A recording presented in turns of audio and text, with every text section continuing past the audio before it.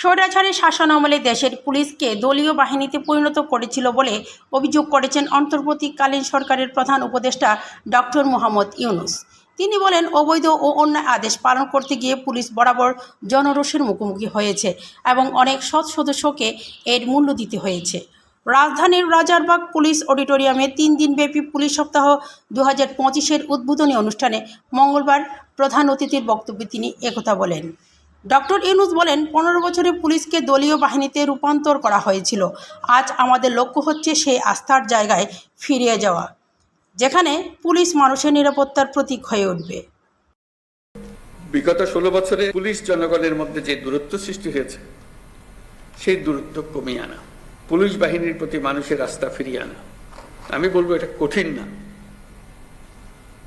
একবার সে আন্তরিক পরিবেশ সৃষ্টি হলে এই বন্ধন অটুট থাকবে। মাঠ পর্যায় থেকে শুরু করে সকল স্তরে আইন শৃঙ্খলা বাহিনীকে জনগণের বিশ্বাস অর্জনের জন্য কাজ করতে হবে। এই কাজটা আপনাদেরকেই করতে হবে। আর সরকারের দিক থেকে যা যা প্রয়োজন তা বাস্তবায়ন করা আমাদের দায়িত্ব। আমরা সে দায়িত্ব গ্রহণ করছি। পুলিশের সংস্কারের লক্ষ্যে অন্তর্বর্তীকালীন সরকার উদ্যোগ নিয়েছে।